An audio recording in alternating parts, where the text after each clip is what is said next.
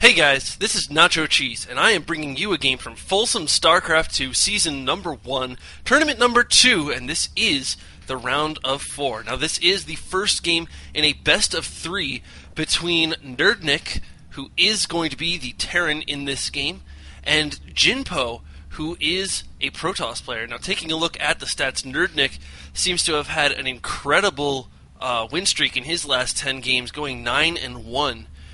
He was the champion of tournament number 1, and I did manage to cast those finals. So if you're watching this on YouTube, you can go ahead and check out those games on my channel. They were very, very good games.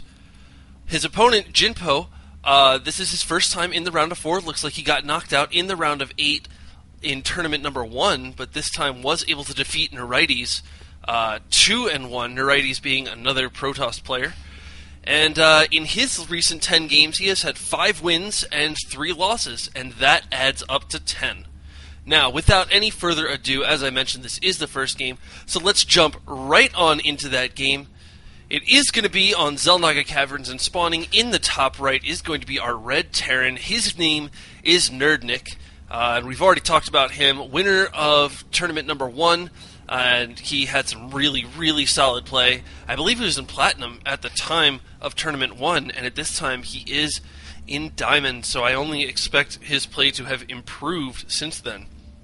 His opponent is going to be spawning in the bottom left position as the blue Protoss. It is Jinpo, and I have never seen this particular person play, so I have no idea what caliber of play to expect from him. I know that he is in Platinum at the time of this game, so it is a Platinum versus a Diamond. That means just based on League, nerdnic does seem to have a bit of an advantage, but as you all know, sometimes when you're in the top of your particular league, for instance, if you're in the top of Platinum, you're about to be promoted, and so you really should be playing Diamonds and should be placed in the Diamond League. So that could be the case for Jinpo, and this could be a very, very even match.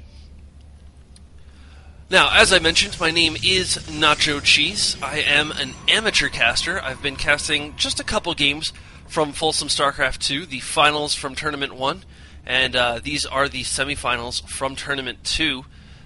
So make sure you look for the rest of this Best of 3 series and any further games. I also cast a couple other games on my spare time, both from tournaments and ladder games.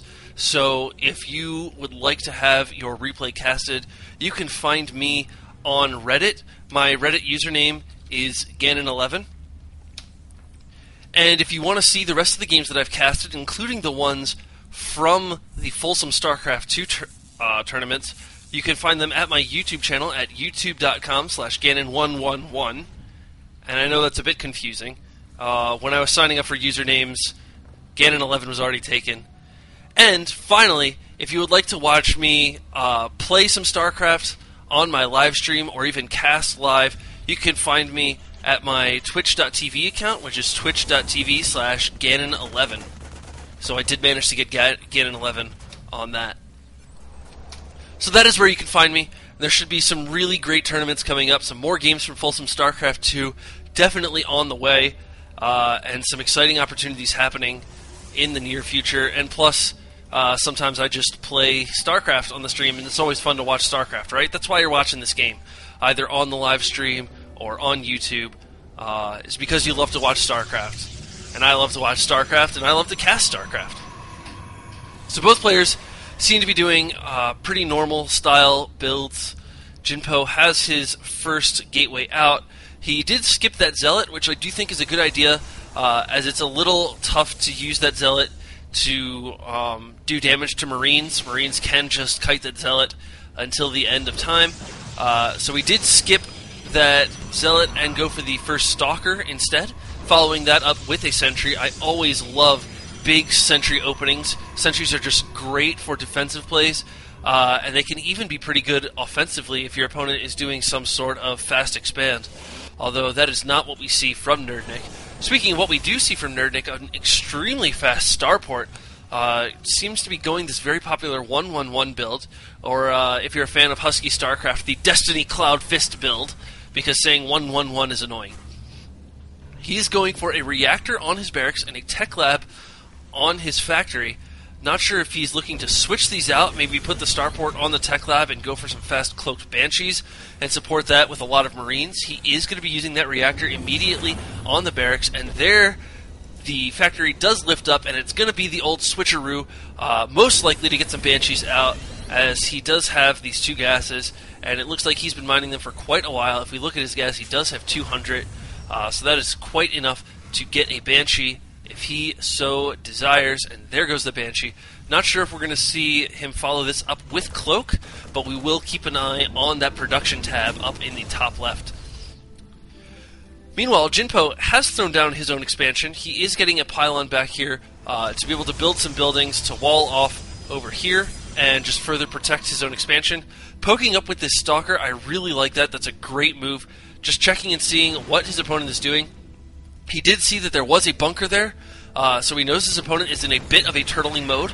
I'm not sure if he saw the starport. No, he did not see the starport, so he doesn't know exactly why his opponent is turtling, but I think he does get a good feel that his opponent is going to be hiding something, and we'll see how he prepares for that, how he decides to defend, and whether he guesses that it is, in fact, going to be Banshees. Look at this, a great sentry position to be able to pick anything off, anything like a Reaper, trying to jump up these cliffs, will be spotted by that sentry and maybe even taken out. And this Banshee does get spotted by the probe at the Zelnaka Watchtower. We'll have to see if Jinpo was paying attention. It looks like he was, as he does warp in 2 more Stalkers and bring back all of his forces to guard against this Banshee. So this Banshee is going to get repelled. However, at the same time, a lot of Marines pushing up the middle. So that Banshee is going to get in here and be repelled, about half its health, exactly half its health, being taken out by those 2 Stalkers. And now more Stalkers, I would assume, are on the way, although for the life of me I can't find them. Yeah, a couple more Stalkers coming in. This Stalker does get saved from the oncoming horde of Marines. And now Jinpo has his 3 gates. He has his 1 robo. He has an observer in the mineral line just in case this Banshee has cloak. Now, it is not the case that the Banshee has cloak. However, this is a great play.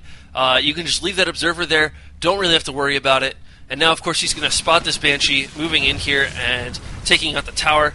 Get another free hit in before that Banshee does fly away. And now it looks like Jinpo is going to be doing the dance. He's dancing around this tower, and he leaves a sentry here. I don't like leaving a sentry here. Sentries are too valuable in the gas count. You need them alive. You need them alive as long as possible so that you can get their energy up. So I would not be surprised if the sentry did get sniped, and I would not be surprised if Jinpo was really not too happy about that. Regardless, he does have his natural expansion up. His opponent is only just now building that command center at his natural expansion. So Jinpo will have a bit of an economic advantage. If we take a look at the income, it is significantly higher for our blue Protoss. But right now he doesn't really have the production facilities to use it. His minerals are staying quite low, and that's really good, but his gas is getting so high. And this is a big problem that a lot of platinum level Protoss players seem to face, and I say that confidently because I'm a platinum level Protoss, and that is a problem I face. Not necessarily high minerals, but really high gas, and it seems like it's really tough to use that. You really want to use it on sentries, but sentries alone do not make an army. So here's going to be a bit of an engagement. This tank is going to siege up, but it's going to be a little out of position. The point defense drone does go down, and that's just insanely good, completely shutting down all of those Stalkers, although you know what else shuts down Stalkers? A lot of Marines and tanks in the face. So all of those Marines are going to clean up that gateway heavy army. The Immortal does get 1 tank kill, and so all of those tanks are cleaned up. However, there's a lot of Marines still left, and unfortunately, Jinpo does not seem to have the AoE damage dealers to be able to take care of this. So his Zealots do manage to scare that off. However, there are still a Banshee, a Raven, and a tank that survived that fight. So I'm not really sure who came out ahead. As we see, the food count is pretty even. Jinpo does have a lot of minerals and a lot of gas now. Looks like his macro did slip a bit in trying to defend that, which is understandable, especially at this level. And now attempting to shoot down the point defense drone, although it does manage to shoot down every single one of those shots. And this sentry still chilling out at the Selnaga Watchtower, a probe going up to claim the other one. So Jinpo does have the map information, if not map control, as this army is pretty small, and it seems that the trend is Terran armies work better in small armies, or in small numbers, than Protoss armies do. So Jinpo going to be transferring more probes down to his natural. He definitely has a great probe count at his main base. A nice number of gateways, 6 gates. He really needs to be aiming to take his third base now. It looks like he's going to be moving up to try and push, and this could be successful. Unfortunately, this Raven here can drop another point defense drone and shut down all 6 of those stalkers, in which case this Banshee will be pretty much free to just kill everything. Excuse me, these 2 Banshees. And of course, Jinpo still does not have the AoE he needs to take care of those Marines. His Zealots will be really good, depending on nerdnic's missed micro. As I mentioned before, Marines can just kite Zealots like crazy when they don't have charge. And he's only just now warping in a Twilight Council, so it's pretty obvious that he does not have charge. He is making a great move, however, transferring to more and more Zealots as they cannot be shut down by the point defense drones. And they are pretty good against Marines once you get that charge upgrade, and that is what he is researching. And now, nerdnic is going to be going for his own third expansion. He has the orbital command up, has had it up for quite a while. Jinpo going to be moving out. It might be able to hit him at an interesting time as nerdnic tries to secure his expansion. He may be able to catch his army a bit off guard, but instead Jinpo is going to be pulling back, still leaving this hero sentry here, who is saying, no, look, I will be the sentry. I will be the sentry that spots everything, and I will report it back to the main base. So a Colossus on the way, finally getting that AoE. Lots more sentries being warped in, and we see Jinpo's money has returned to that very, very low state. Gas is still a little bit high, but that's alright. He needs that for the Colossus and for any upgrades. I would actually... He doesn't have a forge. I would love to see a forge, and I would love to see some upgrades on these gateway units if he's going to be relying on 6 gates and such a gateway-heavy composition. Now, he is, once again, pushing forward, going to be moving up to the tower. Will he decide to actually attack this time? He does have a nice amount of Zealots, and his charge is just 10 seconds away from finishing. However, he would be attacking into the siege tanks of nerdnic. And missile turrets going up. These will be able to shoot down the many, many, many air units. Oh, wait. Well, this will be able to shut down observers from scouting the front line, and that will, of course, very much secure a planetary fortress if nerdnic does decide to drop that. Sensor tower also up in the middle, which means he does know that there is this big army here. And here... Almost. Nope, looks like he's going to be pushing, trying to goad this army into an attack. Just poking and prodding with that Hellion that does not have the Blue Flame upgrade yet. Trying to pull that army into the siege tanks, and Jinpo is wisely going to pull back. It does not want to attack into this number of sieged up siege tanks. It's really not a good idea. And now he's finally going to be going after the rocks to his third. I think this is way overdue. I think he should have done that before he pushed out and at least been securing his third base. Now nerdnic is going to be moving out and trying to get the spot on the third base. With these Hellions, he's going to spot that there is nothing there. So Jinpo's strategy of hiding his expansion by not making one worked out perfectly. And now these Hellions are going to be moving into the back, and it looks like these probes are completely undefended. However, without the Blue Flame upgrade, it looks like the worker kill count is going to be fairly minimal. 5 Zealots do walk into the main base, and now those probes, that's going to be a little bit more successful as those probes try and run directly for the Hellions and end up just dying and dying bad. And now that's a huge shot as a lot of those probes go down, and more importantly, all of these probes were stuck not mining while that was happening, so that's a lot of mining time lost. If we look at the workers killed count, it is 28, and I bet a lot of that was from that last attack. So Jinpo is at an economic disadvantage at this point. That does not make him weak right now, as it clearly does not affect his current army size, but it will make him very weak and very slow to reinforce his army. So nerdnic, if he is playing smart, wants to draw this game out a little bit longer. He does not want to push here, but that does seem to be what he's going to do. All of those Hellions are going to rush forward, and they're going to decide that that may not be a great idea, although I'd love to see the blue flame upgrade for the Hellions. And now they're doing the dance around this center area. Hellions once again leading the charge, soaking up a lot of damage and taking a lot of Zealots out. And now the point defense drones once again going to be blocking all of those Stalkers from doing anything. And this is an overwhelming amount of Banshees. That it's what, 11 Banshees? And with all of those Stalkers shut down, they really can't do anything. Jinpo going to be trying to turn around with his Stalkers and push that army back a little bit, but he is forced to blink away. And both armies going to be going back to defend their own bases for now. However, of course, nerdnic is up by a base as soon as he gets this gold. It is a gold, and Jinpo, I think, only recently has saturated this natural. And, of course, with all of those workers lost in that first big attack, he's not mining at all at his main, even though there are barely any minerals here. There's still quite a lot of gas in those geysers. And, as I said, Jinpo is not going to be able to reinforce as quickly as his Terran opponent.